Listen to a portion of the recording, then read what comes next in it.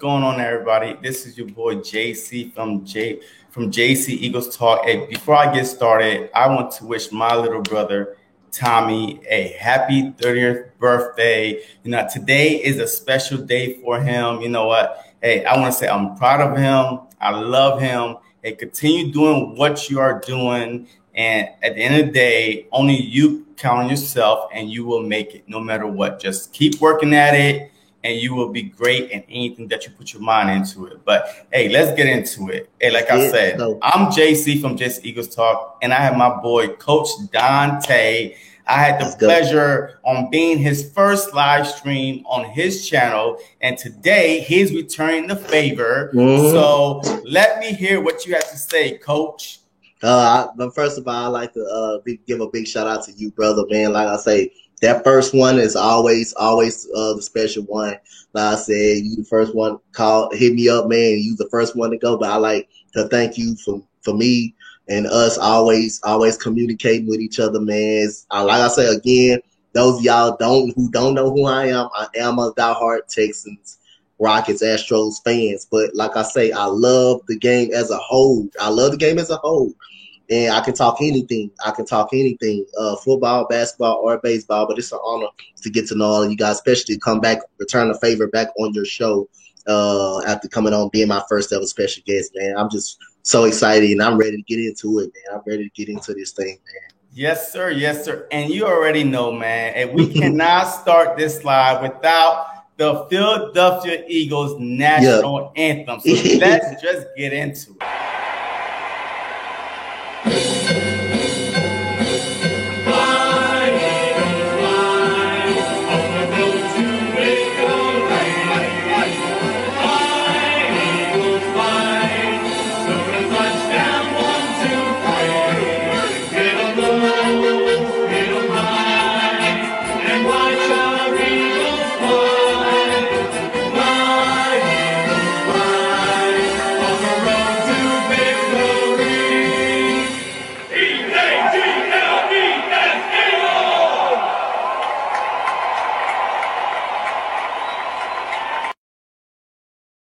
Yes, sir. Yes, sir. Before we get started, I would like to thank everybody that's in the chat right now. Yes, Big Play Slay. We have a live tomorrow. I can't wait for that.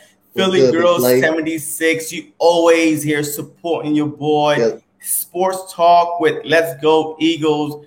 You know, Ethan. Prince Production, thank you for finally showing up. He showed up. You was MIA yesterday, but you showed up tonight.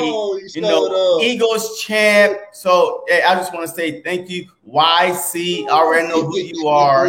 So thank you for everybody for joining this live. All right. So, hey, without further ado, we do have one extra guest that's about to come in this live with us.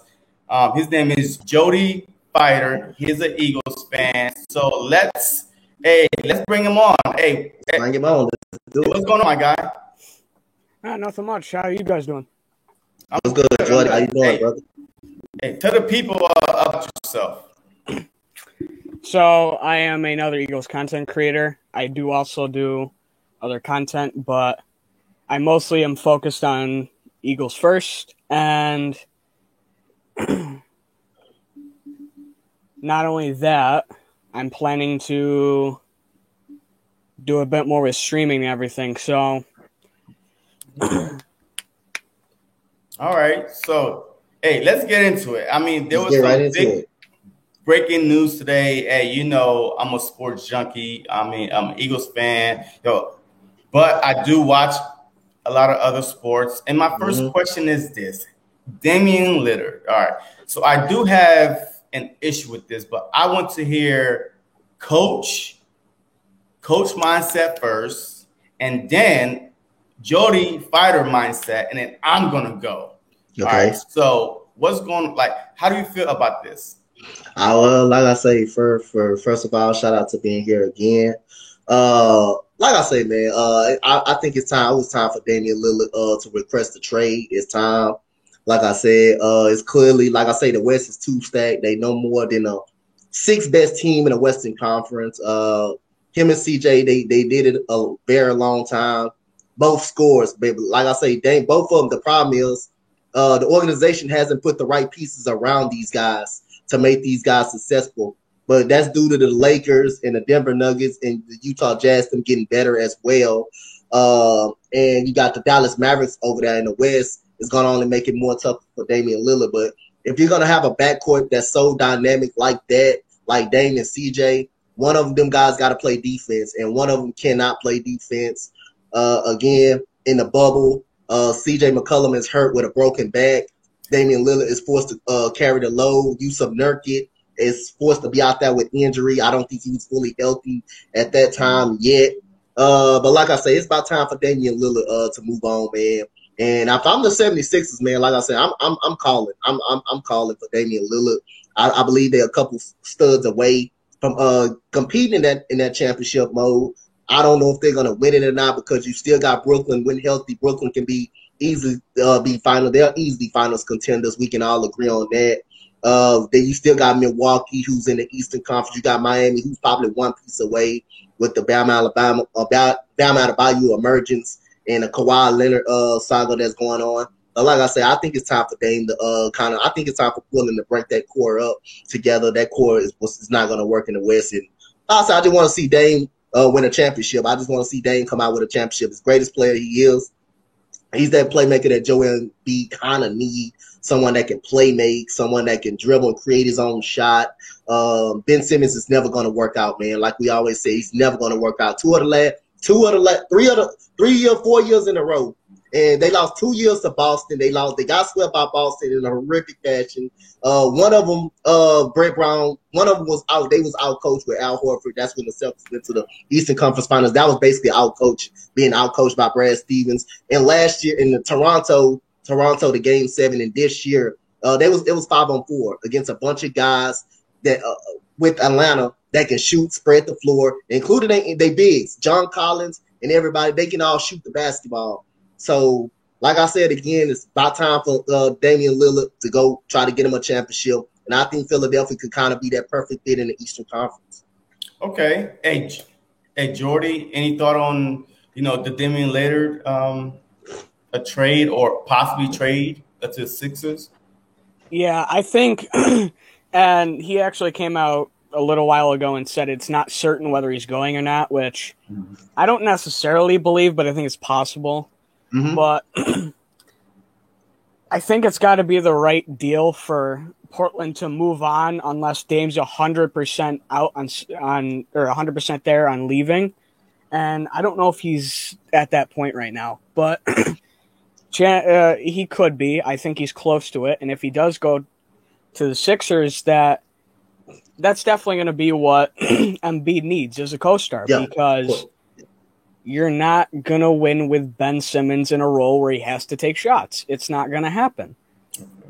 I mean, we saw that a lot with the series against Atlanta, where Simmons a lot of times would come up the court and look for Seth or maybe a Joel Embiid or whoever was playing down low, somebody down low. And then you have two guys that really weren't in on that offense, especially, what was it, Game 4? Where they choked away a lead, a decently good lead. It was 25. Yeah. And I really don't think Simmons can be anything on a team that makes him take shots. If he's on a team where he's in a role where he doesn't have to take shots, he'll succeed really well. And I think if Philly put him in that position, that's the only way he'll succeed there. But it's not going to happen in Philly. I don't think it will. All right, so it's my turn. So let me read something to y'all real quick. Okay. I really don't care about the chance they give us. If somebody wants to go join people and do that, then it's not against the rules. They can't do it. It's just more pressure to win when you do it. Some people said, they're just joining up. They have to do this to win it. But we play the game to win it. Yes. So when people do it, that's their decision. I wouldn't do it. That's just not who I am. I might just have too much pride for that or be too much of a competitor where I couldn't bring myself to do it. But it's also make But it also makes it more fun. You get to take a monster down, and that's always fun. That was Damian Lillard. It's Dame time. That was him in 2016 when Durant joined Golden State Warriors. Yeah. So he clearly says that, hey, I would never join a super team up with superstars to win a championship. So if he leaves Portland, go to the Sixers, Embiid and Harris and Lillard, those are a big three. Am I right or wrong? Well, you can say you're right to some degree, but I don't think who lists Tobias Harris as a star type player. But like I said, he's getting paid big time money. Yeah, but I'm just saying, like I say, Damian Lillard, I mean, he deserves to get in the right position to win. But like I said, it will be up to him to regret a trade, but I think it will be a team decision where they want to trade him to.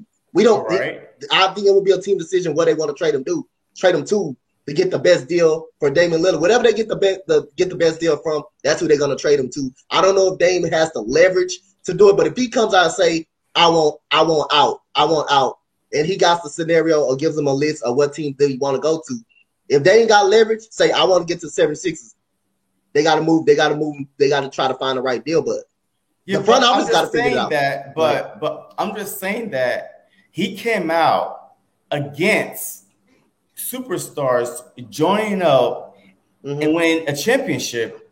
But 5 years later, he saw, hey, this the only way for me to win a championship is to team up. Yeah. So this is why you don't put yourself out there, because you don't talk about nobody else money who's trying to get a contract extension, or you know what I mean, who's trying to get more money in any sport, and you don't talk about other players going anywhere else, because one day you will find yourself in that same situation.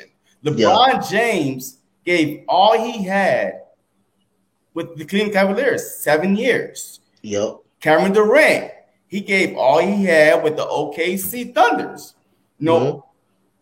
They had to move on, because nowadays players are judged off of winning championships. It's not about the stats. It's about how many championships have you won with your stats in order to be considered one of the greats. Am I right or wrong? Yeah, you're right, but I'm gonna, before I let Jordy go, I want to elaborate on the Kevin Durant situation before when he went to go to State. First of all, Kevin Durant blew a 3-1 lead too, and they still had the team to beat Golden State. That's no question about it. So that wasn't just Russell Westbrook's fault or anything, just to put that out there. That was on Kevin Durant's shoulders too. They could have took out the monster in the Western Conference and played Cleveland to the NBA Finals. So that if Kevin Durant was looking back saying this is not going to work, this was not going to work. I don't know what's the theme to why he left the OKC Thunder. I don't know if he figured out he couldn't win with Russell Westbrook, but he had his opportunities. Yes, 7 years though. He had his opportunities too, though. He had the opportunities to win it. He blew his own 3-1 series lead too, as well. So he had some. I just want to put that out there. He had fought in that too. Not against Cleveland, but I'm talking about against Golden State as well. The other years they was injured. I'm talking about against Golden State though. Now they should have won. They should have been to the NBA Finals to play Cleveland. They should have won. They should have won. That was his fault on that. He had fault in that too. I just want to elaborate on that. Yeah, I agree. But I mean, hey, these players are seeing nowadays you can't win it by yourself. Yeah, you have to, because the Pandora box has opened up. You know what I mean? Though, I mean, some people say that LeBron James opened it up, but back in the day, in the 70s and 80s, it was been opening up. But nobody was really into basketball, really watching it. At least not people right now that's, debating the LeBron James, Michael Jordan, who's the GOAT and stuff like that. So, but it comes down to, do not make an emotional decisions. I never make emotional decisions. Yeah. Because you're going to live to regret it. Yeah. Damian Lillard if he joined Embiid and Harris, I guarantee you Twitter is gonna blow him up because he literally came out and said, "I would never do it. I have too much pride. Oh no, I mean I'm a loyal guy." And now all of a sudden you're like, "Oh man, you know what? Shoot, I gotta go because hey, our team just ain't good enough, right, Jordy?" Yep. Yeah, and I think there's also a mindset that's really started to come in, especially in this decade, not only with the NBA, but in sports in general, that you see team loyalty over the years more or less take a back seat to winning championships, whether that be because that's what people judge them off more, which honestly, it shouldn't really be something to judge players on. But you've seen a lot of guys move around and ring chase, and it's starting to happen a lot more.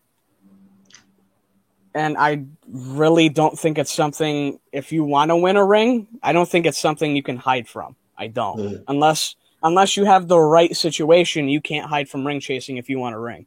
Yeah, I mean, look, I agree. Look, I agree with Coach Tate and Jody Tate. I mean, it just, you got to watch what you say, you know, especially nowadays, because all I did was, I Googled Damian Lillard, super team, and then also it came up, and the article was right there. He said, "I would never chase a ring. You know, I won't ever team up with another superstars to win a ring." And now, guess who's about to try to do that? Damian Lillard. That's if he wants to trade, though. I mean, we haven't heard it from his mouth.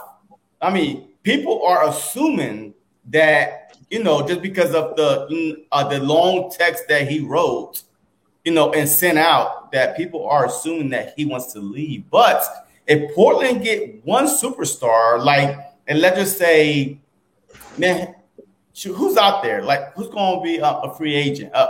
You got Kawhi Leonard. Kawhi Leonard could go there. I mean, who's like, we don't know who's going to go there. So he might not have to leave if he could recruit the right guys. Yes. Then, like I say, I agree on that one as well. But like I say, in Dame's mind, it's kind of like what Jordy said. I'm sick of losing, man. I feel like I'm wasting my career here, man. Yeah. He's running out of patience. I mean, and I just don't believe the front office put enough around him. I mean, you have Carmelo Anthony, but at this point, he's washed. He still can put up some points. He still can do something. Some things. You got Jokic. I mean, Nurkic. Yusuf Nurkic, who can't stay healthy to save his life. CJ McCollum is a great counterpart to his needs, but like I say again, it's shown time and time again it is not work. The West is too stacked. I just think it's a little more. It's teams that are much more better when they're actually healthy. And I think it's coming to his senses, man. It's just not going to work here. I gave it all I could. I carried the franchise since day one. He's running out of patience, and he feel like that almost has to happen. I mean, he just don't want to go his career without a championship. And like I said, I kind of feel him to some degree. But like I say, back in the days, man, Michael Jordan, them guys, you would never see them team up with anyone to take down another team. Michael Jordan took down all the studs his own self. Michael Jordan did all the studs his own self. Patrick Ewing, Malone, Stockton, Barkley, Reggie Miller, all of those guys. Yeah. Sean Kemp, all of those guys. Michael Jordan did it himself. He did it himself, basically. Yeah. All right. So, hey, before we move on to the Philadelphia Eagles, I do have another question. Okay. What is Ben Simmons' value? Because if I'm a GM, if I'm going to trade for Ben Simmons, I need shooters to come with him. Mm-hmm. I need, I'm not trying to be in a bad situation, especially Portland. Let's just say the trade goes Sixers and Portland. If I'm Portland, y'all been in position in the playoffs for as long as anybody can remember. Every year y'all in it. Y'all in the playoffs every year. So why would I want to get out the playoffs by getting Ben, which is no value to me? He can't score nothing. So I would want Ben, Matisse, Seibel, and 3 first-round draft picks in order for me to trade Lillard to Sixers. That's it. I mean, I would try to fleece as much as I can. Yeah. Because I have fans. Like, you know what?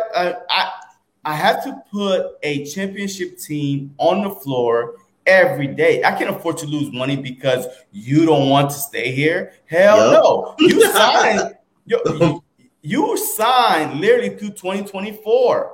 So I don't have to trade you. Like, I mean, you can sit on the bench, like pounding all you want because I gave you your money. So it's up to you to live with that contract. So if I'm going to trade you, I want Ben, 2 shooters, and 3 first-round picks. If you can't offer me that, then he's staying his ass right here in Portland. And I would not be like James. I would not do like the Rockets did. I'll bench Lillard. I just said, hey, you know what? You prideful enough. Let's see how long you can stay on the bench. Like without your competitiveness coming out and say, you know what? Okay, all right. I want to play. I just want to play ball. And what do you think? So what has been value? Jordy, you can answer. I'll go after Jordy. Go ahead. So I don't necessarily think he has much of value, but I don't think we can exactly contract it down to what type of value he has because it's different for every GM and every team because every team's in a different situation. But when it comes down to it, the Sixers have no leverage when it comes to dealing Simmons. And if I'm another team, I'm trying to get as much out of them as possible. Like, I actually covered a trade scenario a couple days ago, and I was going to cover one today because it keeps coming out scenarios for him to go to Boston. I'm like, well, you're not like you'd see maybe 2 players for 2 players or 3 players for 3 players.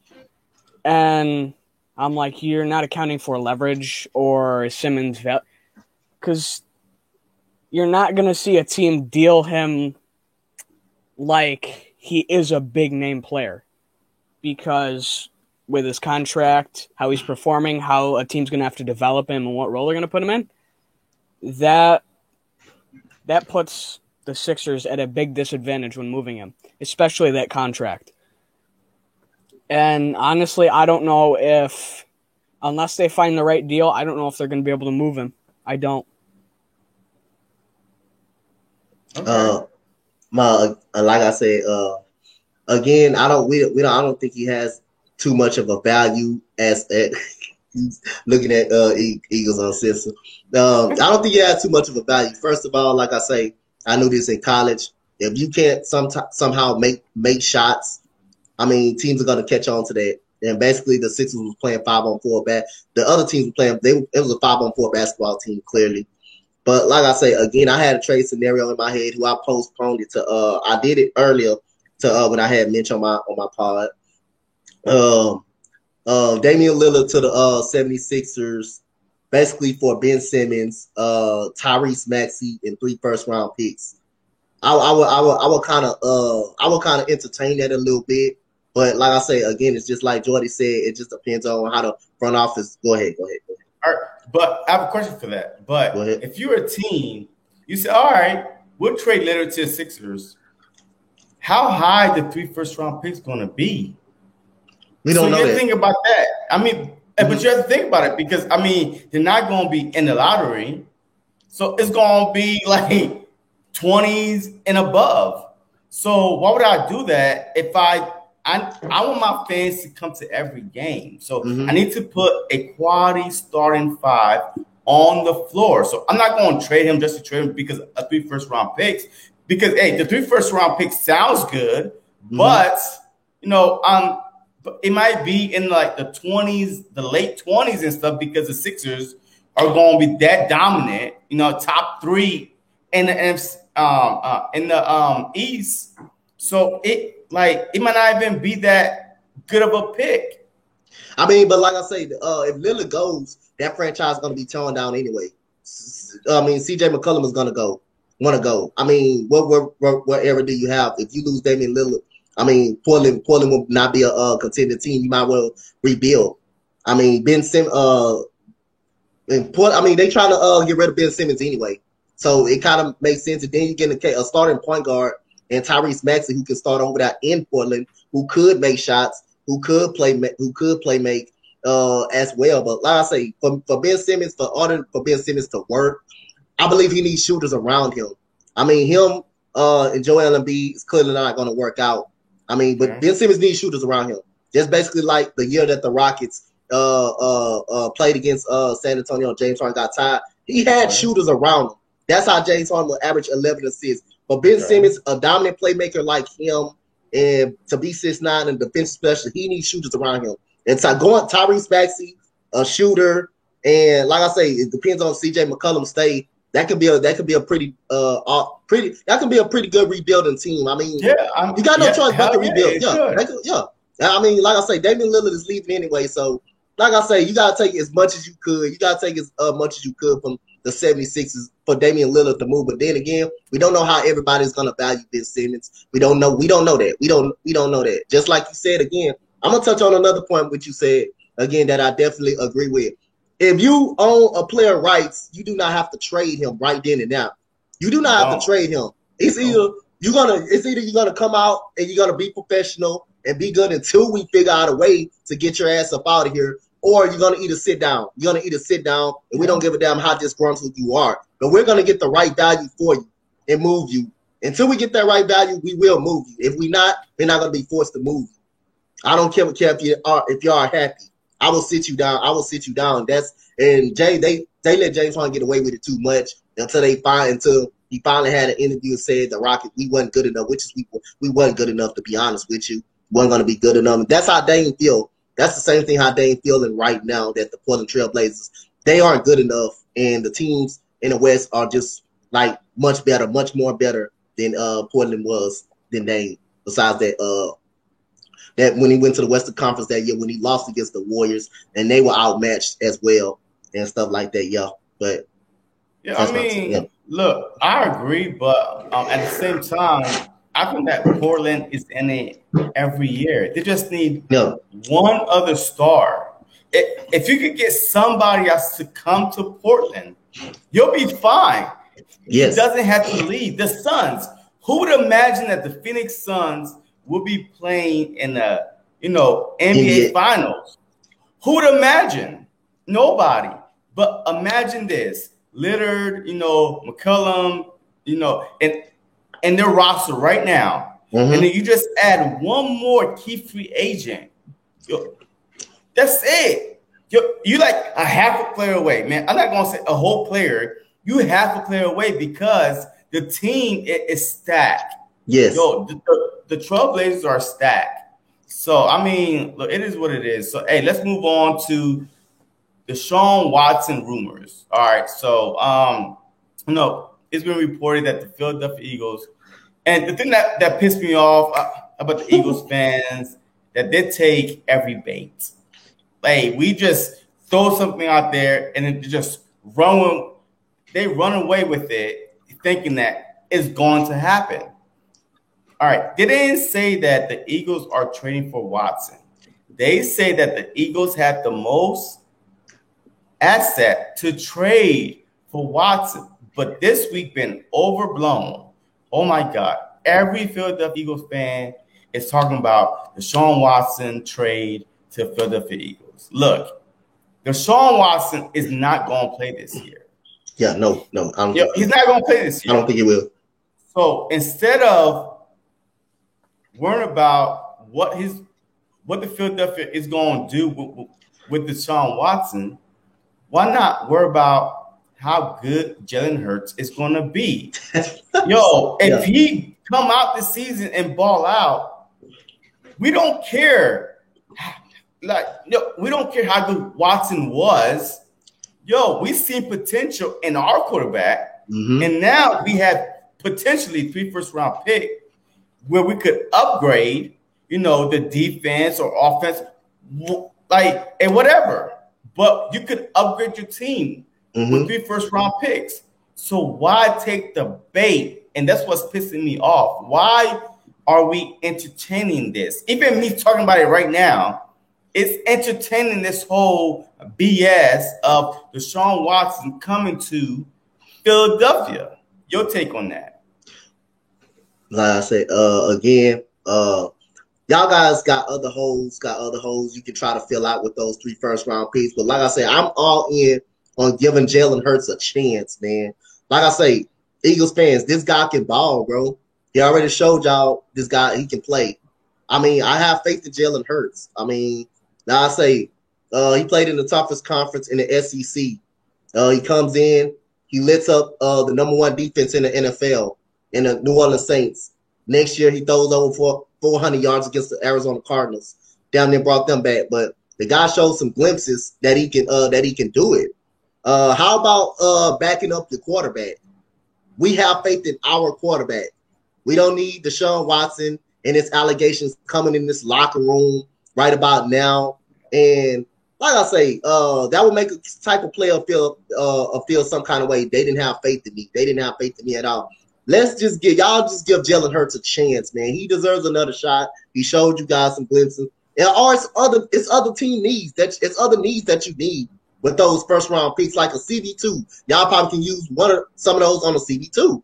Never know, or another linebacker or something that y'all need. But give Jalen Hurts a chance, man. Let's start with the Deshaun Watson rumors. Everybody knows he's not going to play this year. Let's cut it out, man, on those rumors right there, man. I believe Jalen Hurts needs a shot, and I believe he's going to ball out this year. I have faith in Jalen Hurts. Look, I agree. Hey, Jordy. So, with this situation, I was never really the biggest Hurts fan. I'll say that now. I never really was, especially when he got picked, until reality kind of set in. But I don't think he's at a point where you can definitively say bringing in Watson's going to be a better option.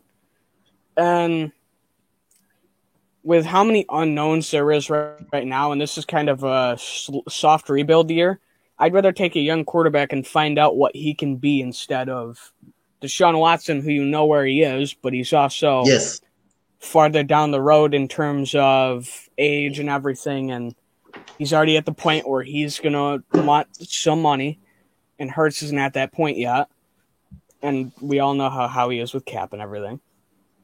But not only would that money be better spent somewhere else, but the trade capital that would be used to get him, like those firsts, could be used in way better spots. Like, let's face it, we need a future corner, and we need somebody to be something for a future for the defensive tackle spot, defensive end, something on the O-line. There's so many holes we could fill with those first-round picks for our future that I wouldn't deal them. I could even make the same argument for a second-round pick, our second-rounder, that shouldn't be used in if there was a deal either, because there's some value there, and you can get somebody who can potentially stabilize your future, especially when you know what you've got at receiver, running back, and what you've got on your defense. Look, hey, I agree, man. I mean, because I personally, I'm sick and tired of just talking about this whole Deshaun Watson trade rumor and stuff like that. In the beginning, I used to entertain it. I mean, I made some videos about it, but now I'm just done with it.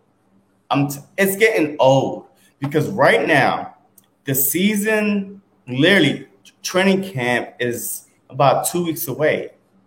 We don't have time to have distractions. And if we're talking about it, imagine the reporters that's going to be asking the players, hey, what do you think about Deshaun Watson possibly? Because we know that's what they get paid to ask the tough questions. Even whether it's answered or not, that's another situation. But I feel like that Jalen Hurts this year has the weapon on the offensive side, because we all know that, on the defensive side is because of the CB2 that the Philadelphia Eagles are getting crap on. It's because of the CB2. But on the offensive side, we know for a fact that his ceiling is the game against the Saints. Yep. We've seen it. He beat the #1 defense. Number one defense. Yo, he rushed them. Like, he rushed over 100 yards against them, passed over 200 plus against them. He balled out. That's his ceiling, because that was the toughest defense he faced that year. Yep. So I'm just saying, just give him a chance. Just cut out the whole rumor BS stuff, and just let's see what we have in him for the year. Even if he struggled the first 2-3 games, one thing the Philadelphia Eagle fans know, it doesn't matter what our record is. Every year we in it. Every year, because the division be on themselves. Yep. So you win your division, you go to the playoffs. Simple as that. Even last year, like, if we had beat Dallas, there's no way we would have put Nate Sudfeld in, you know, the last game of the season. We would not. But we lost to Dallas, and that took us out the playoffs. So we didn't see no way around it. But every year, regardless how bad fans think we are always in it. We are fighters, and I hope y'all just stop this whole Deshaun Watson stuff. Hey, just stop tweeting about it. Just stop doing videos about it, and just let Jalen Hurts be great. This is his season. Yep. Like, he's fighting for his NFL career. The reason why I say NFL career, because there's no other team would have picked him in the first round. The Philadelphia Eagles gave him an opportunity. So he knows if he blows this, he might not ever be a starter in the NFL again. He might just be a backup for the rest of his career. Who knows? So this is his opportunity. All right. So any last word before we move on? Like I said, I want to touch on that as well. Like I say, also, he did beat the #1 defense in the New Orleans Saints. But also, he beat a pretty respectable defense in the Arizona Cardinals, who's very good. And the defensive line was very good as well. Chandler Jones, all them guys coming at him. They still had Patrick Peterson out there. And so he beat a respectable defensive team, man. 2 respectable defense. Those was his first 2 games, and he lit it up. So I see the potential in this guy, man. I see the potential in Jalen Hurts. And I say, Eagles fans, you give him a shot. This is his year, and I believe he's gonna be straight. He's gonna be good, man. Yes, sir. Any last word, Jordy? The one big thing about this situation that I do think kind of gets slightly overblown too is Watson may not even play this year, and if he does, who's to say moving to this new team, he's going to make very much of a difference as if Hurts would be in here, because it's a new coaching staff. It's a very unproven team. Watson coming in could have very minimal of an impact, at least just this year. Yeah. Yep. Yeah, I mean, look, I agree. Hey, we have 5 people in the chat. If you have not liked and subscribed to myself, JC Eagles Talk, or my guy, Coach Dante, or Jody Fighter, I just dropped his link in the chat. No, Coach link is below, so just click on the link and you'll go directly straight to his channel. All right, so just like, comment, subscribe, so we could put this content out to every other Eagles fans out there, and just make this channel grow. I mean, this is what we about. I mean, because in the future, I really believe in the future that YouTube, like content creators, Eagles, Falcons, and whatever content creator you are, this is where people gonna go for their news, because the big media don't want to pay these guys anymore, because we are killing them. Like, we're doing this out of passion. Like, we're not doing this to get paid. So the big media, ESPN, ABC, and all that stuff, sooner or later, in the near future, they're going to get cut out. Yep. And the news you're going to get is just from the YouTube content creators. So this is why it's important to like, comment, subscribe, hit that notification bell so you know when all of us go live or drop some content. All right, so let's move on to the next one. This is specifically for you. Okay. Should the Texans tank this year? no Deshaun Watson. You already said that y'all ain't going nowhere. Yeah. So what's the point of even playing this year? I mean, you could score 1 point and just say, you know what, they will lose the rest. But talk to me. Like I said, I mean, I'm a big fan. I'm a big fan of going out there and giving it your all. I know we ain't got Deshaun Watson. We ain't got most of those. We ain't got most of the studs that we had. But I'm gonna say if by week 7, if we're not really good by that time, it's time to tank. It's time to bring Davis Mills in to see what he got. Like I say, I put this all on Bill O'Brien in the front office, man. Like I said, I always have a big firm believer Bill O'Brien should be a head coach. Focus on being a head coach, not an offensive coordinator, because his offensive play calling was atrocious. It stunk real bad, and then the front office as well. I just believe he needs to be focused on being a head coach and holding guys accountable. I just didn't believe he needed all those responsibilities. But again, yes, I think we should tank this year if we're not really we're not doing good. If in the first 7 games or so we 1-6, just gonna throw Davis Mills in there again. Throw Davis Mills in there. It's no use to be going. No use to trying anymore. Like I say, Tyrod Taylor. I mean, it's a lot of pressure on him as well. To show people that he still can be a starting quarterback in this league, or if not, he can easily play himself out the league. And David Johnson as well, man. Like I say, he's not that running back that he once was. So I'll say yes, I'm a firm believer. If we're not off to a great start, or if we're not somewhere near 2-4, or we 1-6, I believe in tanking. Yeah. All right. Hey, Jordy, your take on this question? Now, I agree with Coach mostly, but I think it should come down a little bit more to whether they're competing or not. They are in a division with Kansas. That's what it is. Yeah, they are in a division with Kansas City, so the only thing they're going to be fighting for really is a wild card spot. But I think they can definitely earn it, because the only teams that I can really see competing for a wild card spot that aren't teams that are probably going to win their division would be either the Browns or the Steelers. Browns and the Steelers. We in the AFC South. My bad for Jordy for cutting you off. We in the division with Tennessee in Indianapolis. That's the division we're in. Yeah. Right. I was looking one down, but go ahead. Tennessee's going to take that division. I really think they will. But the Colts, it depends on where Wentz is, and the Jaguars are rebuilding, because that's the Jaguars. And they just brought in Meyer. They're not going to compete. And the other divisions, Buffalo's going to take the East. The Bengals are going to take their division, and Kansas City's going to take their division. So the only real teams that are going to compete for a wild card spot are Texans, the Chargers, and the Browns, really. That's about it, as far as I can see. Okay. All right. Hey, real quick, look, a big shout out to my guy, Philly the podcast. What's up, Philly podcast? We had a great, stream, a few days ago. So I appreciate you stopping by. Real quick, Eagle Uncensored have a burning, dying question to ask. He was like, "Hey, do you believe that our full padded practice and full contact practice will limit our injuries this year?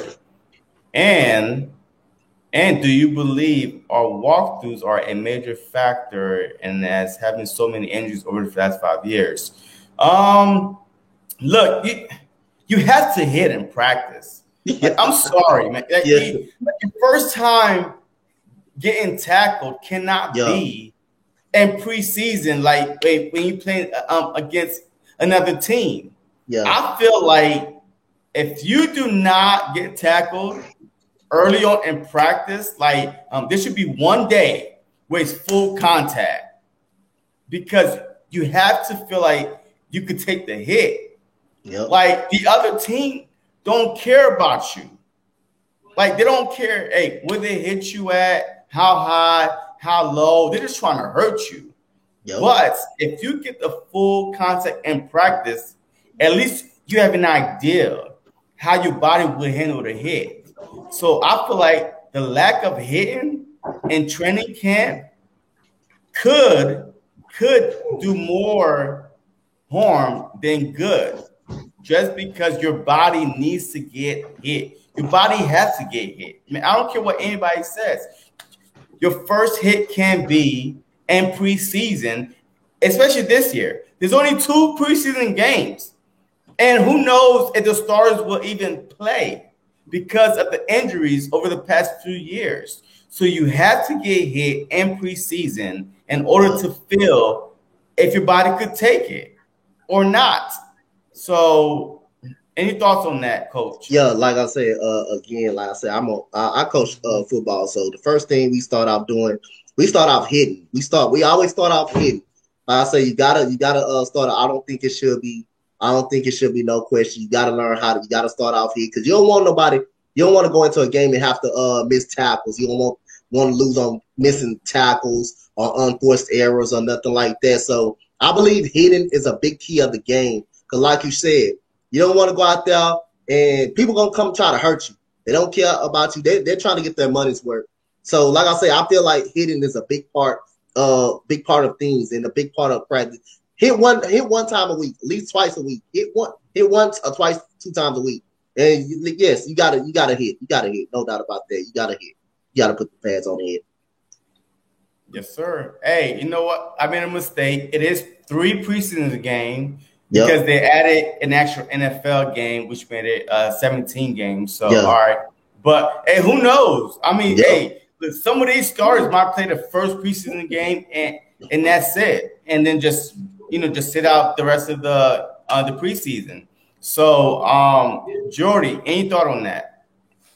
Yeah, and I agree a lot with what Coach said. And not only that, coming into it, especially with a team like Philly where it's Sirianni, who is a big guy in terms of competition, he's going to want to see what players can do. Absolutely. And he's a first-year head coach, so he's going to – because this team has battles all over the place, whether it be receiver, third stringer, backup tight end, running back, everywhere. It's funny, that you said that because, my next question is this. Eagle-Kent battle. Like, this is my next question, literally my next question. So, since you started, let's jump into it. Go ahead, answer it first. Like, what camp battles are you looking towards the most? Now, I have a couple I want to see, like corner, the battle for a CB2. And my dark horse has always been Craig James. Mm-hmm. And he's someone I really want to see what can he do with some good coaching on defense. That goes for all the corners. I'm also excited for the running back spot, and specifically the battle of the power backs, between Kerryon Johnson, Jordan Howard, and Elijah Holyfield. Now, I get a lot of flack for saying I think Holyfield is going to be one of the 3 to make the roster. 3? Not 4, not 5, 3? No, the one of those 3 power backs. I see 5 only because I can see a lot more 2-back sets. But that's going to be very interesting because Holyfield's the young option. Kerryon Johnson's the most complete option, in my opinion, and Howard's the option that's coming off a stinger. He's already proved he can perform, but he's got to show you he can get back to his old form. And those 2 camp battles really excite me going into the preseason, and I really want to see what all those guys can do, especially Holyfield and Craig James. Okay. All right, Coach. The position I would love to see, man, like I said, I'm a big fan of this position. It's the wide receiver position for the Eagles, man. Like I say, a lot of young talent on that position, but like I said, I would love to see that position. Again, I say Travis Fulgham, who I'm a big fan of, who I thought stepped up a lot of times in those playoff scenarios. When the year that y'all was injured, y'all still end up making the playoffs against Seattle. Travis Fulgham had a big game against Dallas. I completely watched. They had an awesome game against the Dallas Cowboys. That playoff clinching game right there, pretty much. And Greg Ward Jr., Jalen Reagor. Jalen Reagor showed me some potential at the end of that season. And Greg Ward Jr., by the way, again, like I say, if y'all don't know Greg Ward Jr., who used to be a great quarterback at the University of Houston, who's a stud at quarterback. Maybe he's very dynamic. He's very dynamic, and he's very good at receiver. So that's the one position I'm very interested in Eagles training camp. Like I say again, I'm not an Eagles fan, but I watch everything, man. Every training camp, everything that's on the field. I got NFL League Pass, so I watch all over. And that receiver position is interesting to me. That's what I'm banking on right there. Hey, coach. Oh, hey, man. I had some application, coach. I love it. I can't be. Hey, yo, I had some fine prints in it though, and you can't go back to Texas. Oh no! I had some applications for you. Hey, so. I got the Texans all day long. Hey, just say the word because you sound like a Philadelphia Eagle fan. Hey, I just know a lot. You know more than some Philadelphia Eagles fans do. So, like I said, anytime you want, I will mail you one, and then just let me know when you receive it, and then hey, we'll go from there. But all right, so my battle I want to see is in two positions. The left tackle spot is very, very, very, very, very crucial because it's a blind side. Mm-hmm. Hey, Jalen Hurts is not a left-handed quarterback; he's a right-handed quarterback. So he's blind side. So it's either with Mariota or Dillard. And I think that Mariota would get the position. Now, what are we going to do with Dillard? That's the $1 million question. Because if he don't win that position, is he open to training in other positions, just moving across the line? Because I would hate to get rid of Dillard. I would hate to.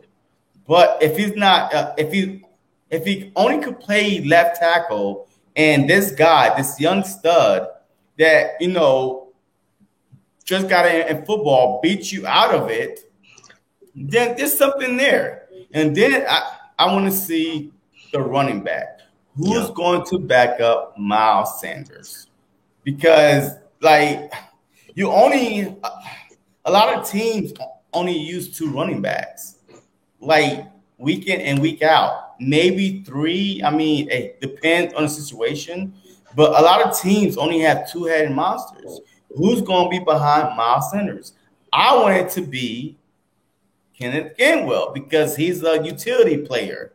He could do it all. He could run. He could catch. He could throw. I mean, he's the guy to me. But if we're going to keep 3, Miles Sanders, Gainwell, and Kerryon Johnson. Those are my 3 for the running back. So I want to see that battle happen because we have 7 running backs on our roster.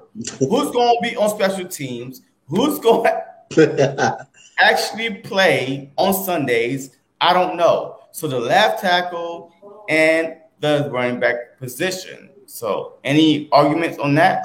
Like I say, I agree with you on the Kerryon Johnson. I believe Kerryon Johnson deserves to be on that spot by the preseason end.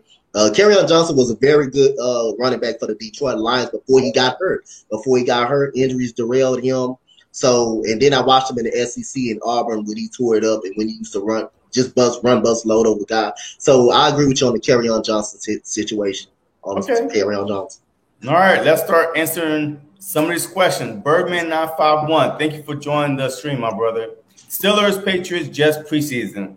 I don't care about preseason because people really hardly play their starters in preseason because there's one year that some team went 0-4 in preseason and they made it to the playoffs. I think it probably was us. We went 1-3 in preseason and we was dominant in the regular season. So at preseason, the coaches do not want to show their hand. Yeah. So a lot of these plays are so simple, hey, a sweep right, a sweep left, or just run through. It's a simple play. So the Steelers, Patriots, and Jets, we don't play. The only team we play during the regular season is the Jets. So we might even be sitting because the Jets are usually our last game anyway. So we might be sitting everybody, just doing the backups, doing the Jets game anyway. So, preseason, I don't really take much into it. You? Not really, because like you said, you're not trying to show your hand, but also it takes some fact into it because you're trying to figure out what you got. That's the only thing you would know. That's the only thing about preseason. You trying to figure out who's worthy to make this team. Who can you put on special teams? Who could be the backups or anything? Who could be on the practice squad? That's the only thing about preseason. You just basically trying to see what you got. You know what you got in the starters. They don't need to be burnt too much, but you're trying to see what you got on the roster. And just in case somebody gets injured or go down, basically trying to see what you got. That's all. Yeah, Jordy. Yeah, the preseason, I think it doesn't really matter when you're looking at record or starters. I think the only real key to it is you want to analyze what your backups or depth pieces are doing. Yes, you do. It's a big thing for figuring out, or even just figuring out camp battles. Like, let's say you have a camp battle that carries over into preseason for, let's just say for the sake of its slot corner. You're going to want to see who's going to come out on top. Yeah, I mean, look, absolutely. All right. So next question. Richie MC, thank you for joining the live, my brother. TGIF, JC, and Coach Dante. Ideal camp battle between Dickerson and Kelsey. There's no camp battle. Look, Kelsey is a starter, or Kel, because his brother came out and said that we all they said their last name wrong. So Kels, I think it's Kels or Kel.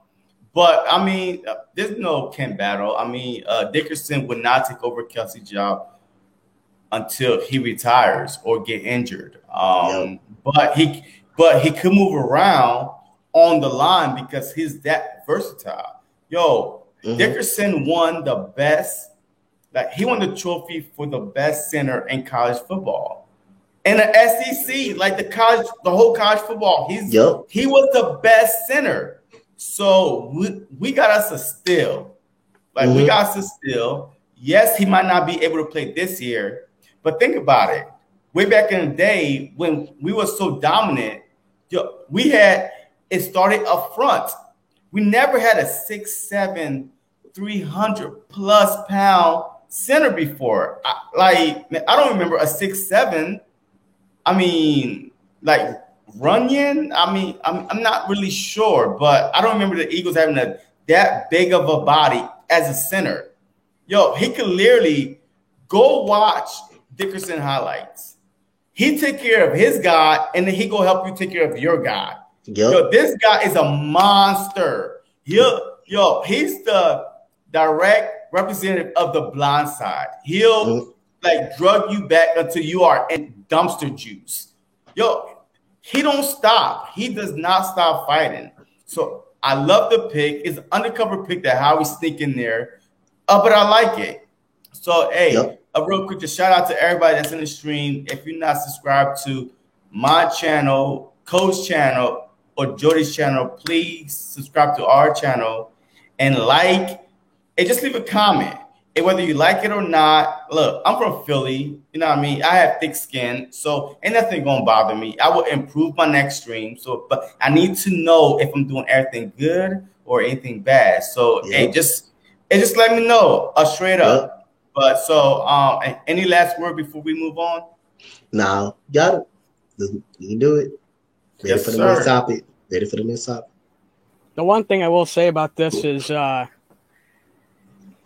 yes, there is no camp battle, but I don't see us moving Dickerson either. I don't see us moving him to guard, where the big talk is, why don't we just bench Sayamalo? Well, honestly, I think I'd be more comfortable just letting him sit there because he's not a very great guard, but he's someone that you can get your money's worth out of, and you don't have to pay him big bucks. He's playing good game, and I don't think inserting a rookie is necessarily going to do the greatest when you just have to put Isaac back in that guard spot next year and probably move Landon to center when Kelsey probably retires this year. Yeah, I mean, I agree. I mean, I think that the only way that Dickerson played this year is if we're desperate. It's because every position have a backup that played last year. So, I mean, the Philadelphia Eagles team had experience with the backups because last year we played all backups besides Kelce. Kelce was the only one that was healthy last year on the offensive line. So everybody else behind have experience. So I feel like the only way that Dickerson played is if Kelce goes down and we are desperate enough to play him. Otherwise, I see him just sitting out the year, getting healthy, but being dressed in case, but still, just sitting out the year. Richie MC, just preseason game is where we see Gainwell, Mullins, and last year for JJ. I agree. I mean, this is where the unknowns have to come out and show out. Yeah. Because I mean, they're not only playing for the Philadelphia Eagles, but they're playing for the other 31 teams. Yep. Because if they get cut, they want to go to another team. So yeah. So I agree. The third preseason, we ain't gonna see no starters. All we're gonna see is all backups and people that are on the bubble. Coach, just like you said, man, preseason is nothing spectacular you need to watch. I mean, you need to worry about for the stars, especially for the starters. You already know who you got starting when you pretty much go into preseason. It's all about the special teamers and who the backups, just like Jordy said, just the backups.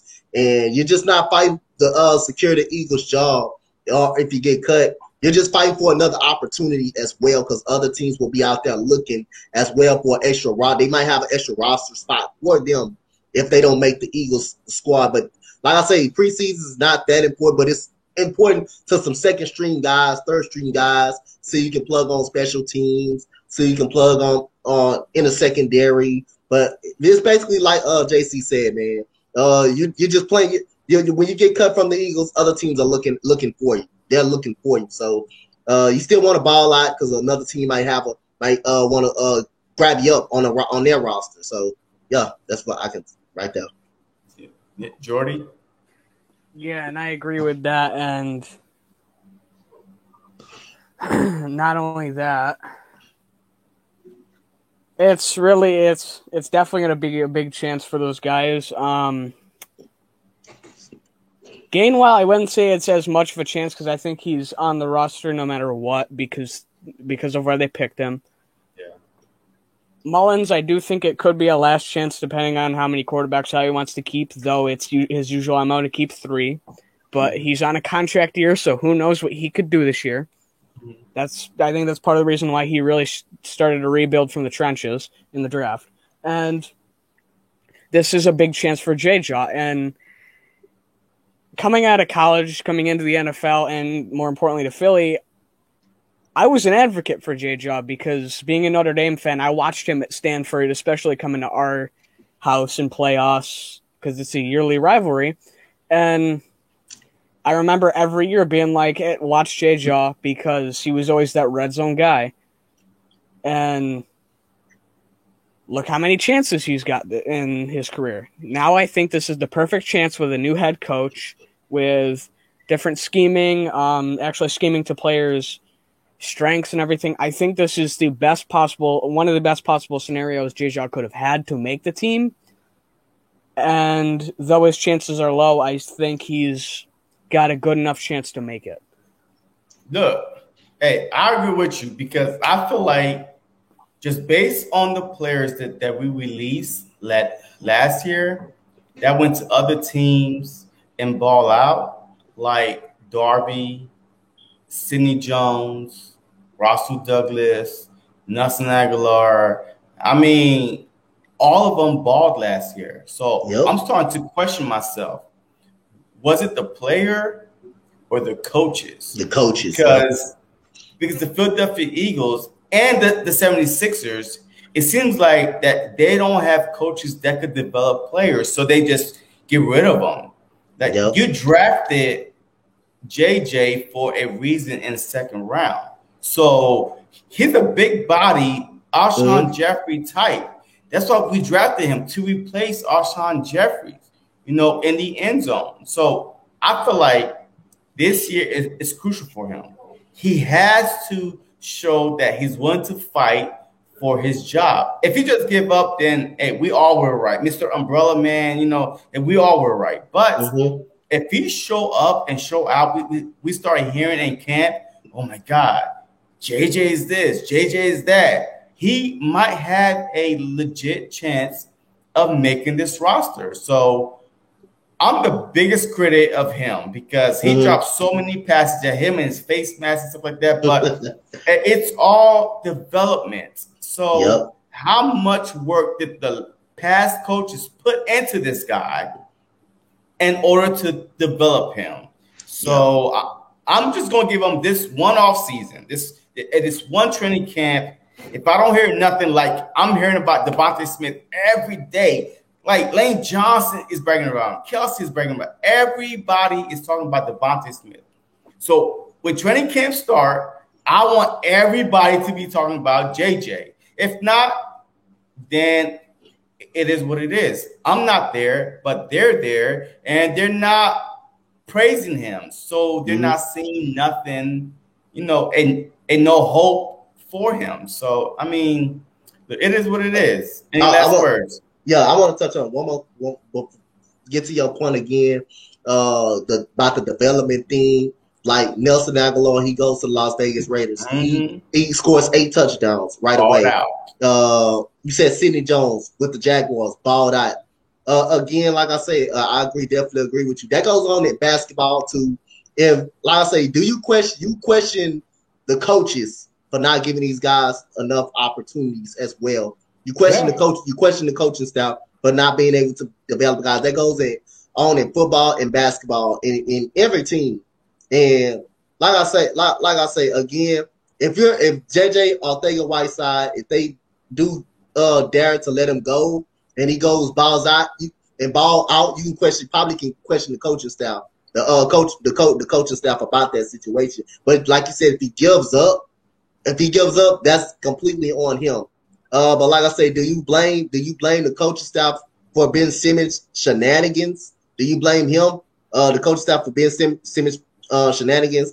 I don't think I will blame the coaching staff. I will blame more Ben Simmons than the coaching staff. But I just want to kind of touch on that point that I agree with you on those points too. They can go on basketball and football as well. If you give up on a person and they go somewhere else and ball out, that means you have not probably developed the play. You can put some onus on the coaching staff.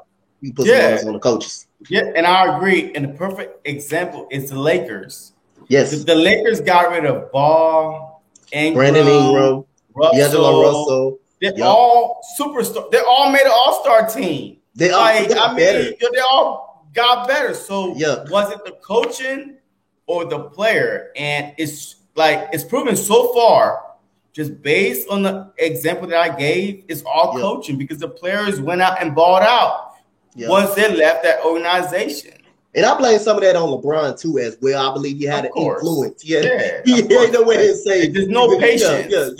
Zero patience. You got to blame LeBron for some of that too. Some of that too not being You got to blame. Absolutely. Yeah, you do. All right, my next question: where should Miles Sanders be ranked? Yes, PFF came out and said that he was the 27th best running back. Who want to go first? Because I have a lot to say about it. So who want to go first? Jordy, I'll go after you. Let's go, Jordy. So with Miles Sanders, if we get the Miles Sanders of last year, like how he generally performed and everything, I see at least top 15. But if we get the Miles Sanders that I think we can get under Sirianni and a new scheme and everything, and with the weapons around him to take focus off him and the running backs behind him, I think he can easily be top 10.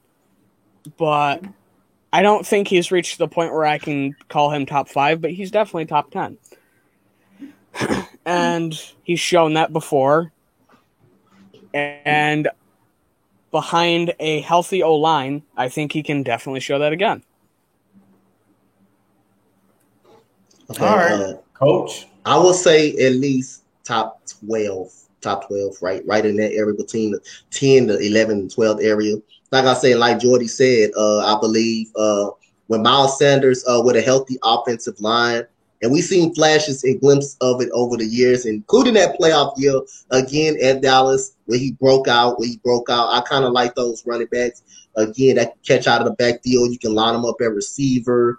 You can run them between the tackles. And Miles Sanders definitely can do everything. So I got him between 11th and 12th through that area. Like I said, like Jordy said, if he with the right coaching staff around him, they can get him enough touches. I need to see enough touches for Miles Sanders as well. I think we're going to see a glimpse of a lot of those. He get a lot of carries this year and a lot of opportunities. And Miles Sanders definitely is going to ball out. Miles Sanders is going to go over 1,000 yards this year. And I got Miles Sanders over 1,000 yards. And he's going to have over 10 touchdowns this year for Miles Sanders. So I definitely think he's going to be top 11, top 12 running back.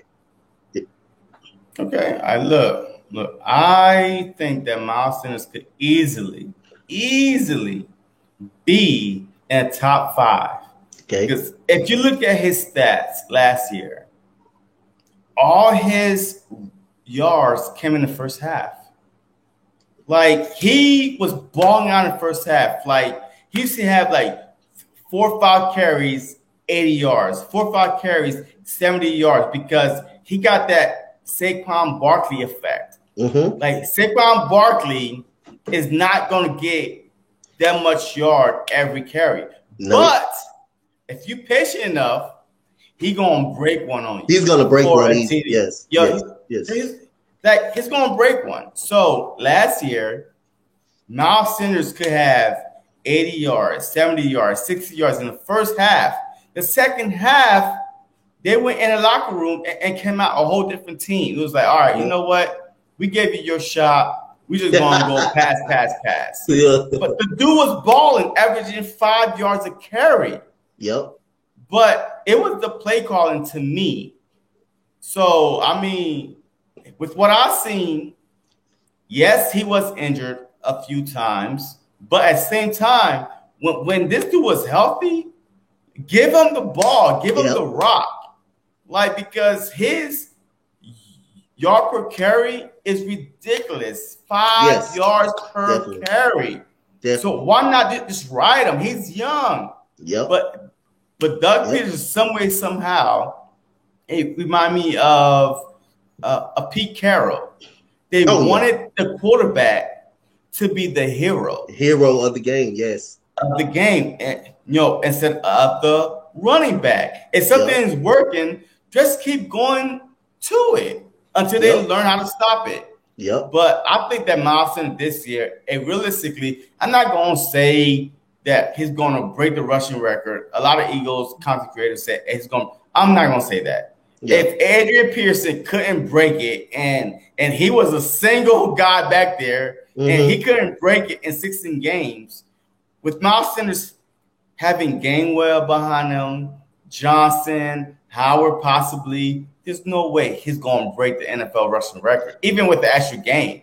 Yeah. But I just feel like that he's going to get at least 1,500 yards if they use him the right way, because his yard per carry is ridiculous, And then with Jalen Hurts, the RPO is going to kill some teams. Yes, it's going to kill some team, because Jalen Hurts, he's deadlifting 620 pounds. His dude legs, he's building up his legs for a reason.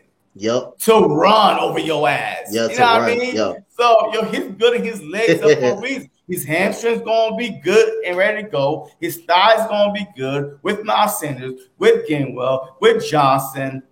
If the Eagles do not lead the league in rush next year, I'm gonna be pissed. Because if our O-line is healthy, there's no way that any other team have 3 quality starters as running backs as we do. Yeah. Miles Sanders could start on any team. Gainwell could start on any team.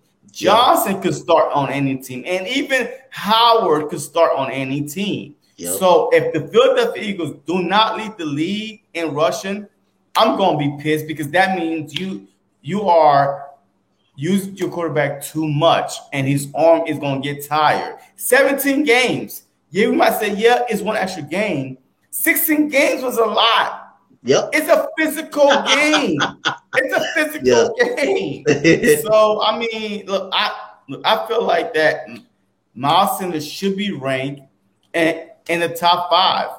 I mean, he has not had the opportunity to prove what he can do.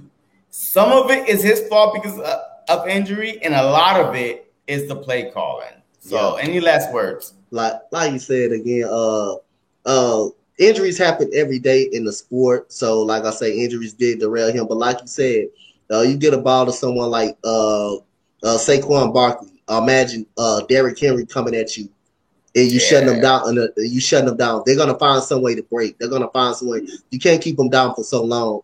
And Hurts will be a big key to the running game. Also, so you can it's an open playbook for Jalen Hurts with some of that zone read and stuff like that. Quarterback keeps to take the pressure off Miles Sanders. He's gonna have fresh legs, and Kenneth Gainwell and Kerryon Johnson is in the backfield. All he needs is an opportunity. That's all he needs is an opportunity. Like I say, I agree with you on the coaching staff that he didn't get enough touches. They were throwing heavy in the second half of the year, the second half of the game. They were throwing heavy. So I definitely agree with you. I believe Miles Sanders is going to have a breakout season, man. All right. Hey, Jordy? So I do kind of agree that Miles is kind of like one big break back where he's going to get maybe 2 or 3 big runs, kind of like Saquon, but I think he's a little bit more complete to the point where he can pass block. You can hit him in the backfield and he'll take off with a pass. Yep. And I think he's a little bit past a one break and more of a guy who you're going to use a lot in short yard situations, but also can have a couple big breaks a game. Mm-hmm. And the other thing is, I still want to know, is he a big carry back? I don't think he is. I don't think he's at the level of like a Derrick Henry, which we don't see a lot of backs like anymore. No, he's not. He's not. We don't see a lot of backs like Henry anymore in terms of he'll take 25, 30 carries like it's nothing. Mm-hmm. And in the fourth quarter, he get more lively. Like it's more just strong. like, was he sleeping? Like, and was he sleeping the first 3 quarters? Because the fourth quarter, he runs over people. Like, yes. Stiff arm, grown ass man. Like, I mean, it's like he's absorbing all the punishment, and it's like he's absorbing everything, every hit that comes his way. And not only that, he's a big old back. The man runs a 4.4. He has speed too. So you're gonna, like Jordy said, it's rare to see a running back just like that, man. Yeah, I mean, I agree. Are you done, Jordy? Yeah. Yeah, man. Look, I agree, man. Because look, if Miles Sanders get the carry, I believe he easily is a top 5 back, especially only because our offensive line, when healthy, we're a top 5 O-line. So why not have a top 5 running back when you got a top 5 O-line, especially with his, with Miles Sanders' skill set. So the surprise team this upcoming season, like, it's not like no matter what division, what conference, who you think is going to surprise the league? Because every year we have a team that was in 4th place go to 1st. Like, I mean, it just happens every year. But who you think is a surprise team this year that nobody see coming? Again, I mentioned this team several times. Like I say, I got faith in this team. In the AFC, I got the Miami Dolphins. In the AFC, Miami Dolphins. I believe in Coach Brian Flores. I believe in this guy. Will Fuller, when he's healthy, this guy is so damn dynamic. But the problem is he's not on the field all the goddamn time. So that's the problem. But if you can get a healthy season out of Will Fuller, you're gonna really see what this guy can do. Devontae Parker, who's still very, very good.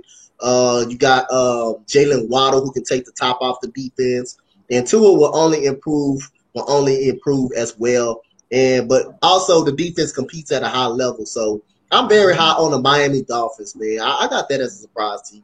Now, to me, they're a playoff team. I got them in the wild card as a playoff squad, man. Like I say, that's a surprise team that's coming up, man. Yeah, they should have made it last year. Yes. Because they won 10 games. Yes. It's just that their division or the conference was that good that they didn't make it. Well, if it was in the NFC East, they would have won the division like 3 weeks earlier. Yeah. That's how sorry the NFC East was. But it is what it is. It was just Buffalo was just that much better than they were. Yeah.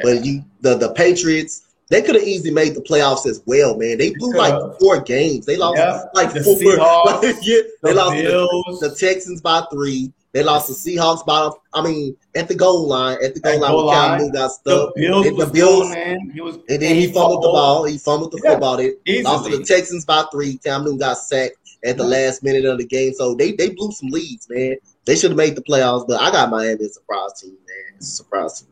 All right, you, Jordy? Honestly, I have the Raiders, and wow, yeah. So that is a surprise.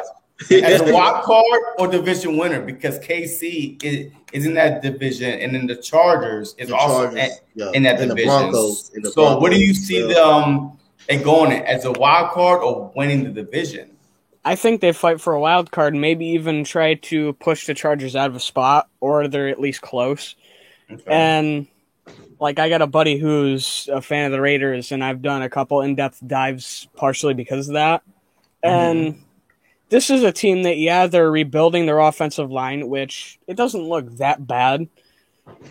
And they're also adding to a defense and secondary that was horrible last year. They added Ngakoue. They drafted some safeties. They drafted some help on the defense. They brought in Alex Leatherwood from the draft. They added a couple pieces, free agent pieces that may be smaller names, but still are going to help at least fill in some gaps. And honestly, I think if a few games that could swing either way fall their way, they could really compete for a playoff spot. And I know not everyone has the greatest vision of Carr, but he's still a quarterback that can get it done in the NFL from the terms of he doesn't need to go out there and do very much. His receivers can do that for him. Okay, so real quick before I answer, so do you believe that the Raiders are going to beat the Eagles this season because they play each other? I think that game could swing either way. That's not what I said. I mean, you'll ask you if the Eagles or Chargers, who's going to win that game? I mean, I know it could swing either way. I mean, they're both professional teams, but who do you think in your heart of hearts is going to win that game? Because they're playing in Vegas.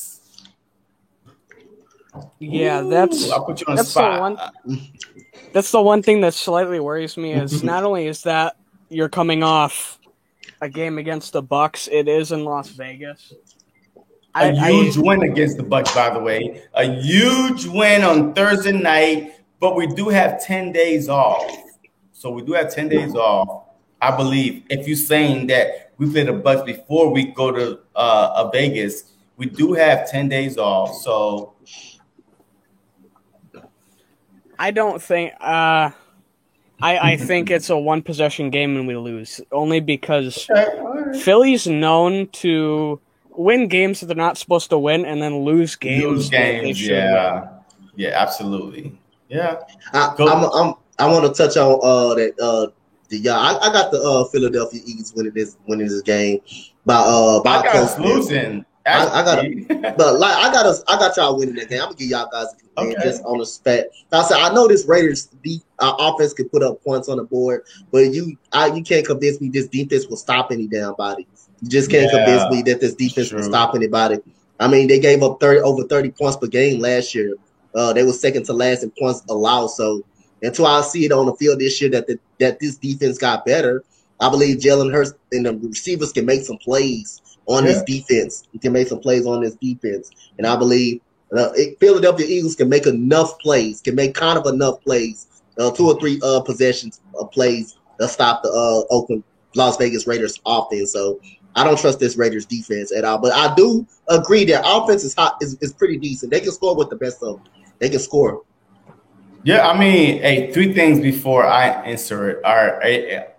The first thing is the Raiders offensive line good enough to stop a pass rushing defense like the Eagles? I don't think so. Number two, who is their wide receiver besides Ruggs?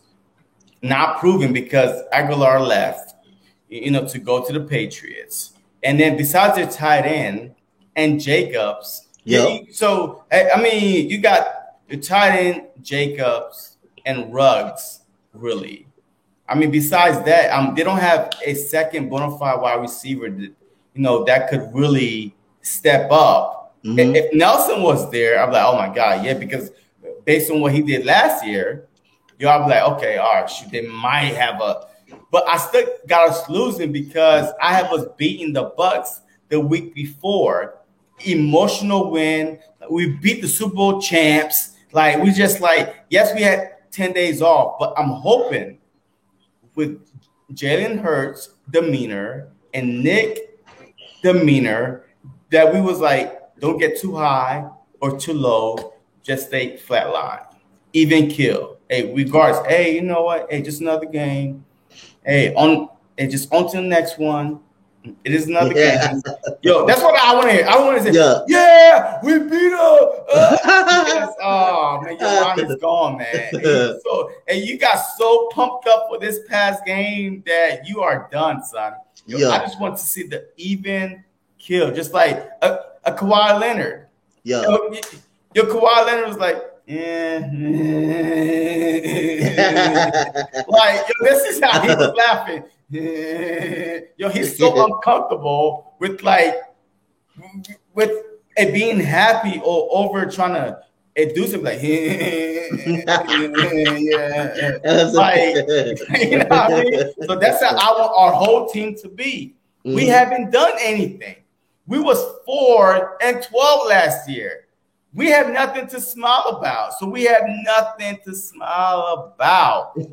Anyway, so I say that we're gonna lose that game, just because we're gonna come off the big win on Thursday night. But I'm hoping and then we gotta travel to Las Vegas. Mm-hmm. It's in Las Vegas. These players have not traveled out of the country because of COVID and so long, and now they are in Vegas. Who knows? I mean, what happened in Vegas stays in Vegas. So I don't know what the curfew is going to be. Is it going to be 10 o'clock, 11 o'clock? How soon they going to get to Vegas? Wednesday night, Thursday night, and the game is Sunday. I mean, it's a whole bunch of factors, but I have us losing that game. That's definitely one I have us losing. So let's go to the question. Birdman 951. We are being the Raiders. West Coast Birds will be in a full effect in Las Vegas. Y'all heard? So we are beating the Raiders. Okay. All right. Look, if you say we beating the Raiders, look, if we beat the Raiders, I'll be happy because I got us going 11-6. So us beating the Raiders will put us in 12-5. So I'll be happy with your prediction. You know what I mean? Yeah, beating the Raiders. But I kind of figured what you was doing. Also, you got a little few drinks. Like I say, even though their offense is kind of hot, their offense is pretty good. But like you said, the only receiver the only person I really see having an impact is the Darren Waller. Darren Waller, the tight end. That's a stud. That's a nasty dude. Henry Ruggs, his ability to take the top off the defense. I think y'all can limit that a little bit, but just like I say, just give you a point that Darren Waller is the number one target right there. Darren Waller is the number one target. That's why I think the Eagles could beat the Oakland Raiders right there. By Darren Waller is the number one target. Everybody know what Derek Carr likes to. When he throws the football, he likes to go to him a lot. He likes to go to him a lot as well. Yeah, I mean, look, absolutely. Any last word, Jordy, before we move on? So, I do want to comment on the wide receiver thing. Let me note this, they do have Hunter Renfrow as their 2, and I'm assuming either John Brown or Zay Jones, depending on which way they want to go with 3.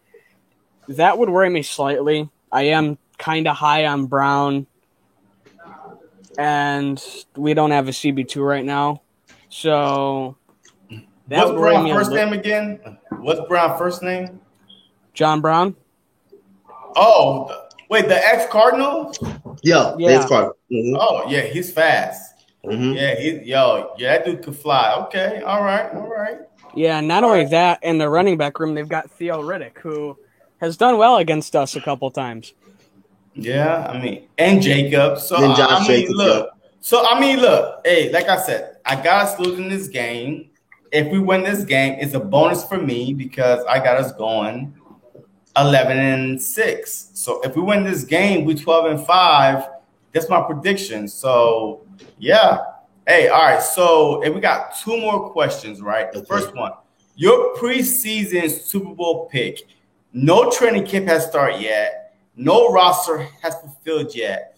Who's your preseason Super Bowl pick? Who wants to go first? Well, I'll take that question. Right, I got Tampa Bay, man. I don't see too many people beating these guys, man.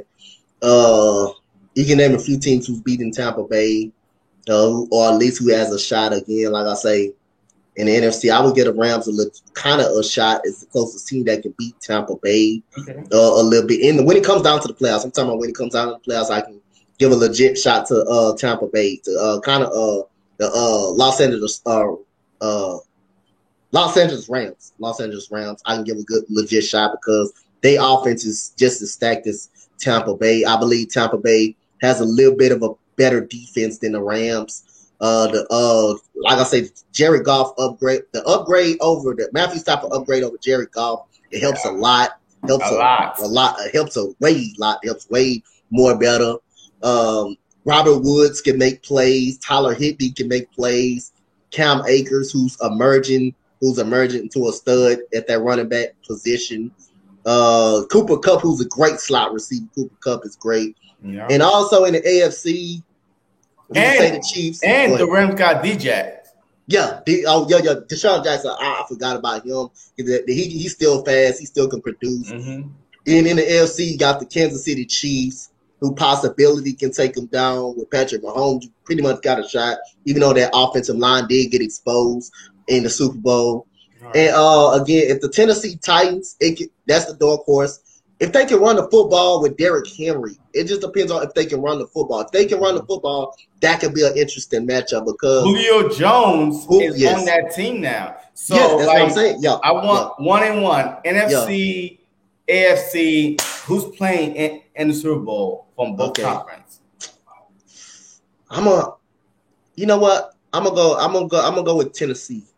Okay, and who on the NFC? The Bucs. I'm gonna go with the Bucs. Okay. All right, Jordy. So in the NFC, I gotta say the Bucs, though. I do think there's a shot that maybe Green Bay, or depending on if Arizona can outshoot them, Arizona can outplay them. But other than that, there's not really that many teams that I could say could outplay them. Yes, the Rams could too.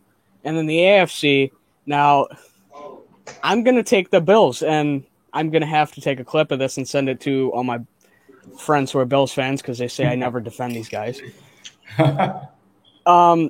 This is a very young core, and it's a very well-built core. I like the team. I like how it's built.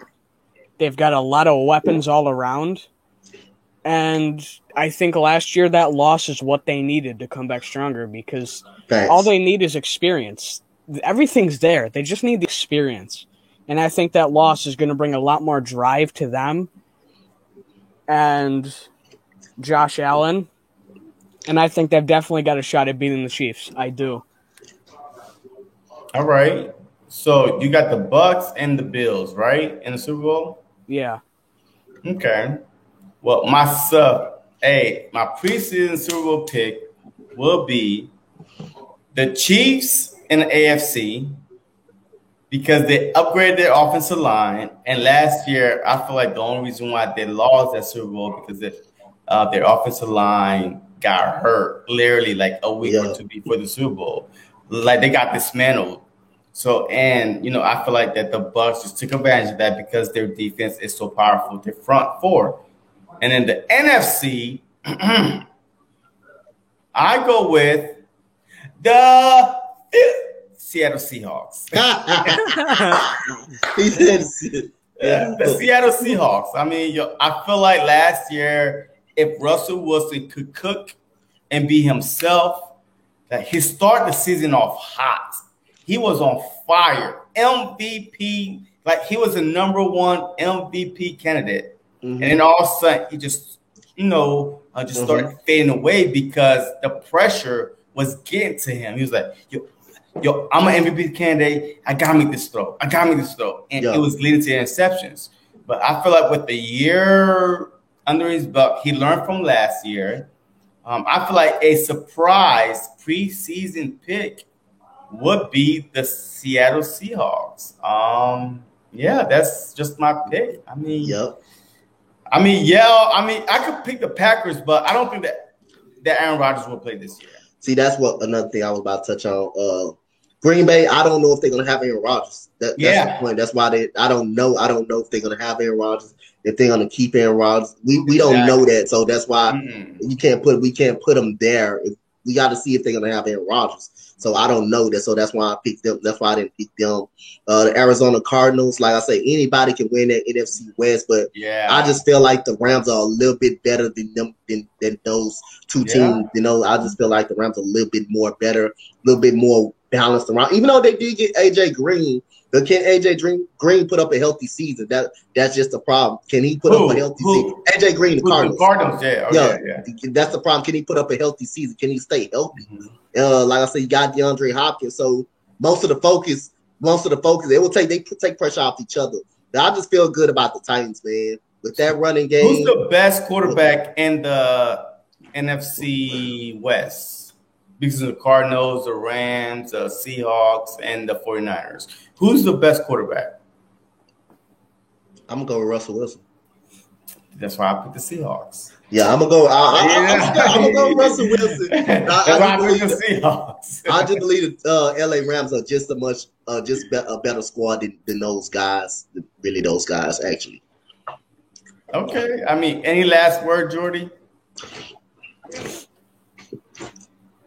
I will say one thing about the Chiefs Super Bowl loss. I do attribute that partially to Mahomes' turf toe because he just didn't look 100% in that game, I will say. His tendencies, because during the season you would always see him run through the middle and then out straight towards the sidelines once he got past the line. He didn't do that game. He was along the line all the time. Not only that, his line was injured, therefore leading to him getting sacked more. And not only that, after the season, he got surgery on the turf toe and then had a boot. Correct me if I'm wrong, but usually that doesn't happen with turf toe, right? Yeah. I mean, it's got to be something more serious. I mean, but who knows?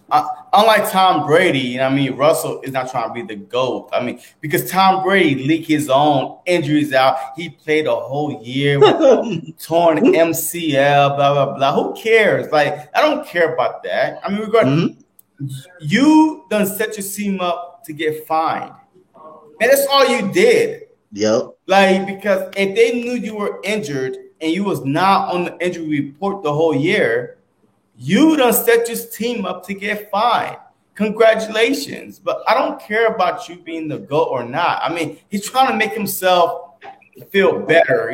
Hey, just try to say, hey, people, look at me. I won the Super Bowl with the torn MCL. Whatever. Man, I could care less. So a turf toe, if he got surgery on a turf toe, I've never personally went through a turf toe injury or heard of it, but if he got injury and he said, hey, it was for a turf toe, then hey, it was for a turf toe. Richie, Chiefs are going to be the surprise team that underperformed. 11-6 record is my guess. Okay, so what are the other teams in that division record? Because 11-6 is a good record. Yeah. Like, it gets you in the playoffs. I need to know. Go ahead. I'm going to ask you this question. You said they're going to underperform at 11-6. Give me some teams that are going to be better then. Give me in the division. Well, if they're going to win the division or make the wild card, give me some teams that's going to be probably better. Because you're saying there's some teams in there, either in their division or they're going to be teams that are going to be better. Give me the teams that are going to be better And is that a division winner? Is that a division winner record right there? Yeah, and remember, there's 3 wild cards because the number 2 don't get a bye no more. So it's 3 wild cards. So my wild card predictions are whoever wins the NFC East, they're going to be a wild card come out of that. So I'm just going to just put it out there. And in the NFC West, whoever wins the NFC West is a wild card going to come out of there. So you got the NFC East, NFC West. So now you got the North, the Packers winning. And I think it's depends in the South, and I think the last wild card come out the North. It depends between the Vikings or the Bears, you know. Oh, so it's 3 wild cards. Yeah. So it's not 2. It's not 2. Okay, I'll be the whole time. Yeah, because only the number 1 seed get a bye. Okay, so they changed the rule of that. Yeah, last year they did. Okay, so my 3rd wild card. It just again like I say, the Packers is gonna win the division if Aaron Rodgers is there. Yeah. But if he's not, I got Minnesota winning the division. I'm gonna pick Minnesota as a wild card. I got Minnesota as a wild card. My 3 wild card teams are if Rodgers is there though. Yeah, if Rodgers is there, they're winning the division. Okay. They're winning. The Packers are winning the division if Aaron Rodgers is playing. There's no doubt about that. Okay. But my 3 wild cards in the NFC will be Minnesota, the Saints, and the Philadelphia Eagles. And the Philadelphia Eagles. Those will be my 3 wild cards teams right there. And in the AFC, I got the you know what? I'm gonna go with the Cleveland Browns. I'm gonna go with the Miami Dolphins. And I'm gonna go with the Ravens. I would never pick the Dolphins because the Eagles need that pick. I'm gonna go with the Ravens at the division. My fault, y'all. I'm gonna go with the Ravens at the division. I'm gonna go with Cleveland. But go ahead. Either way, the Dolphins need to suck this year. If they suck, the Philadelphia Eagles could get a top 5, top 10 pick. The Dolphins have the hardest schedule out of the whole NFL. They had the hard schedule, and us Philly fans are praying that they lose every game. Yo, I think they play the Bucks, the Chiefs, the Ravens. I mean, they have such a hard schedule that I think they might win 3 games, 4 games tops. Because Tua to me is not proven. Yeah, he's not, because I never thought he was better than Herbert. I never thought that he should have been drafted the number 1 quarterback that draft, but they did it out of, Alabama and the peer pressure. Yeah. If you want to take Tua, blah, blah, blah, all these so-called experts. No. Jalen Hurts beat Tua out of competition for a reason. So why would you make Tua the number 1 pick? Because he had a good year and a half?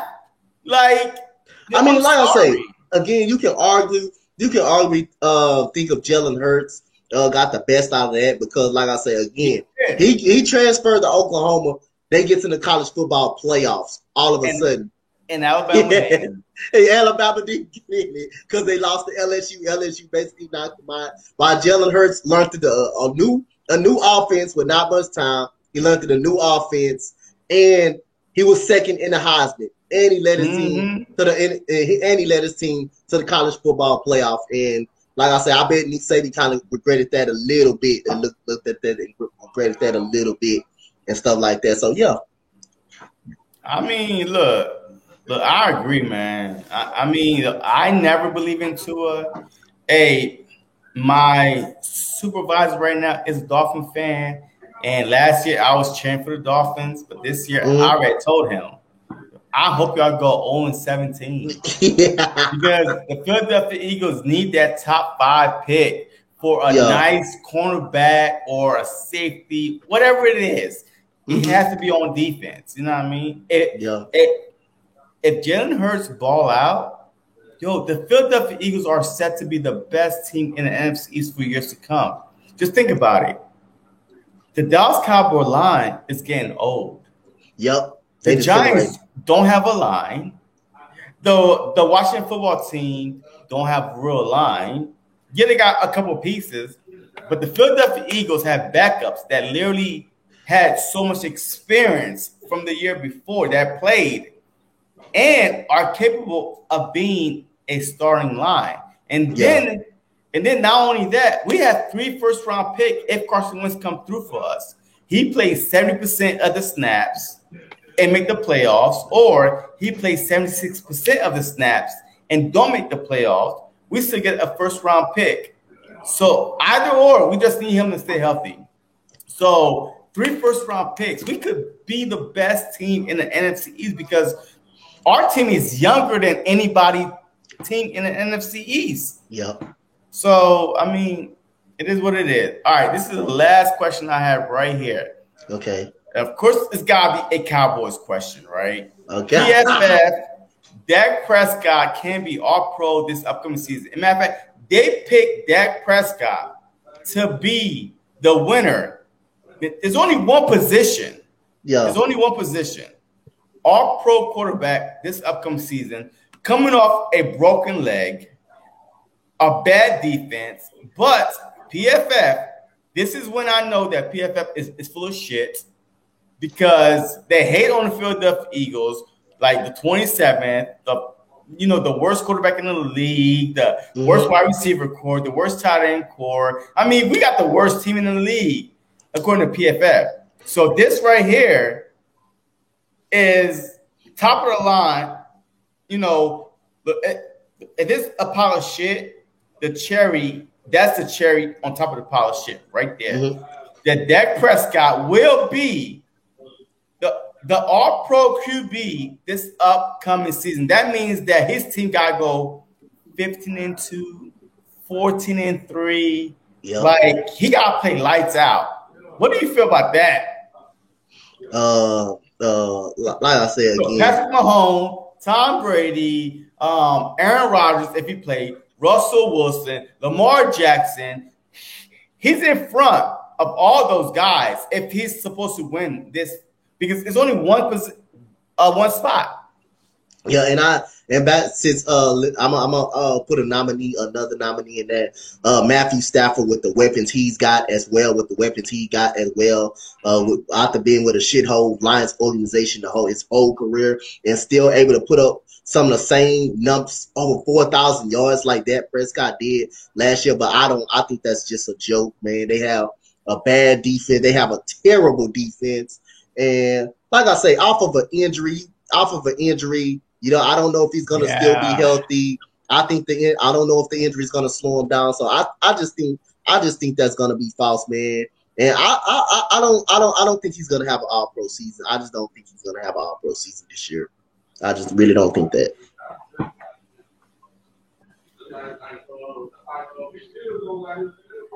I don't either. And here's the big thing about this situation. You're telling me you're going to put him in front of guys like a Josh Allen or Russ or anything like that. No, there's no way you can tell me that there's these big name quarterbacks that aren't coming off an ankle injury where their toes are smiling at them, like AK Eagle says. And not only that, there's a lot of QBs that are going to want to play lights out and try to knock off Tampa and Kansas City. Yeah. Mm-hmm. Especially with a new full year. You can't tell me that Dak's going to come out and compete when it's going to take him at the bare minimum the first 4 weeks to at least get out there and get back to somewhat normalcy. Yeah, correct. Yeah, look, I agree, man. I mean, the minute I saw this, I was like, yes. Just add more pressure on the Dallas Cowboys. Just keep piling the pressure on the shoulders. Their quarterback is the highest paid quarterback this offseason. Like, he's the number one highest paid quarterback. Mm-hmm. I mean, the Dallas Cowboys, this is all year. The past 26 years, it's been their year. So that's another thing. The head coach he's his second year. The pressure is on him. He hired a new defensive coordinator. The pressure is on him to improve the defense from last year. Jerry Jones is about 90 damn years old, something like that. Yo, he's almost on his deathbed. So the pressure is all on the Dallas Cowboys. And we know what Stephen A. Smith always said. Yep. What can go wrong will go wrong. That's all they have. The Dallas freaking football team, they fold under pressure. Yep. They're not a team that can handle pressure, especially if they have to go on the road in the wintertime. In the wintertime, December, football don't stop in November. Football continues all the way through February. Yep. So if they have to go on the road to a Green Bay or the Philadelphia Eagles or even a Giants on the road in a cold environment, they don't play well. Nope. Their record is horrible in December. Look it up. Their record is horrible. So I love it. Thank you, PFF. Hey, the only thing you did good for Philadelphia Eagles is ranking Dak Prescott and to be an all-pro quarterback because we love it. Because we love when the Cowboys choke. They have the best team on paper. I love it too when they choke too. I love it too. Like they had the best team on the Dallas Cowboys had the best team on paper. On paper, yes. On paper. Yes. But they had the best team the past 10 years on paper. Yep. What did that get them? Two playoff wins. That's it. Yes. So I love it. PFF, congratulations. I'm finally happy with one of your prediction or your ranking, and keep doing a good job. Just keep the Eagles out your damn mouth. You know what I mean? That's all it is. I just want to elaborate on one more thing. Go ahead. Right quick. First of all, again, like you said, thanks PFL for ranking that. Try to give him automatic. Just give him all pro. Give him all pro position at all pro. First of all, like I say, Matthew Stafford deserves to be a nominee again. They're able to still put up 4,000 yards on a bad football team. That shows you. Just think about what he can do with the Los Angeles Rams with better wideouts and stuff like that. But like I say again, Dallas never shows up in a big game. They always fold up under the pressure. We could go back many years how much they folded up. Last year, again, they shouldn't have had. I believe they had 6 wins, or they had 6 wins, did they? Because the 7. I believe they had 6 wins. They had 6 wins. Washington football team was 7-9, so they shouldn't have had 6 wins. They should at least have 3 wins. Let's make an argument. The Falcons, that game was given away. That game was given away by to Dallas. Julio Jones dropped the pass. That game was given away. That game was clearly given away. Kick. All they had to do was onside kick. On the onside kick. Onside kick. The game was over. Outside kick, but I'm gonna take you a play before that outside kick, the possession when the Falcons kicked a field goal. The Russell Gage wildcat pass to Julio Jones when Julio drops the football. They could have been on 14 if that. They should have lost to the Minnesota Vikings. They should have lost to the Minnesota Vikings. They should have lost the game that Dak Prescott went out against the New York Giants. Like I say, they should have lost. That trick play got called back. Yes, play was called back, and if the quarterback would have went a second longer, it would have been good because it like illegal motion. Yeah, and like I say, so all the media and stuff like that, and the Cowboys fans, y'all put pressure on your own goddamn team and hyping them up. Like I say, 2 playoff victories in 26 years. Most of those were by rounds. That's not the second round to me. That's the first round to me. When you lose against the Green Bay Packers twice, that's the first round to me. That's not the second round because you got to buy. That's considered to me as a first round, losing out of the first round. So like I say again, the America's team. I don't like the symbol that they got. America's team. They're the most flukiest team I ever seen. And like I say, I'm like y'all. I just hope they lose every game. I'm not a fan of the Cowboys or anything like that. And the first one, when the Cowboys lose, the first goddamn person that's interviewed is Jerry Jones. That's the first person that's the first. He's the coach, the player, the GM, the executive. I mean, he's everything. And the Cowboys had the same problems as they did last year. Everybody remember they wanted Jason Garrett to find it out. But how about you get a Super Bowl winning head coach this time? With that Super Bowl winning head coach this time. It's still the same damn problems going on. The same old problems with there. And Ezekiel Elliott being fat and out of shape. He got a lot of pressure on him too, as well as Dak Prescott and them other Cowboys got. That's all I got. That's what I wanted to say or touch on right there too. All right. All right. Hey, we're about to wrap it up. Jordy, any last words? No, I really got nothing. Hey, let the people know where they can find you at. So you can find me at Jordy Fighter on Twitter and on YouTube. I have my 3 podcasts for the Birds, the Fighting Irish, and the Celtics. I'm looking to do a bit more live content and a bit more of some of the content I've been putting out recently, because one of them really skyrocketed in the past 48 hours, and I'm hoping to get more out. Which one? It was the hype video. Yeah, I did, yeah. Okay. Yeah, I did not expect it to do that well. I really didn't. But you can find me there. You can also find me on Twitter at the same name. Because why not show my disappointment for these teams during the regular seasons on their end on YouTube? Yeah. All right. And Coach? Again, like I said, it's an honor being able to come and return to the favor. Again, many more talks, many more collabs. Again, shout out to everybody that came through the stream and watched us have a blast. But anyway, you can find me on Instagram at Coach Dante 31. You can find me on Twitter, Coach Dante 31. Also on YouTube at Coach Dante, man. Hey, look, hey, I appreciate both of y'all coming on, but Coach, I have something rolling in my head for fantasy football, like upcoming season. Yo, I have a theme. I have a theme for Tuesdays and Fridays. Yeah. So if you know what I mean, but I'm gonna hit you up on Twitter. No, I don't want to put it out on live. I don't know why it's my idea. Yeah, but hey, I got you, man. Hey, okay. I appreciate you coming on my live. Always, man. Always. Hey, anytime you need me, you too, Jordy, and just hit me up on Twitter, and I'll be there. You know what I mean? I'm always up for a good debate.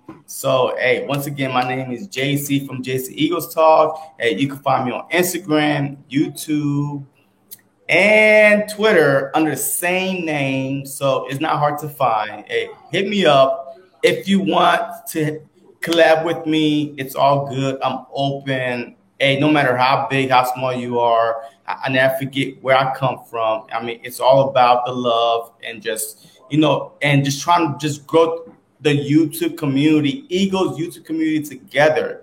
So, hey, with that being said, hey, you already know me. Let's go Bird.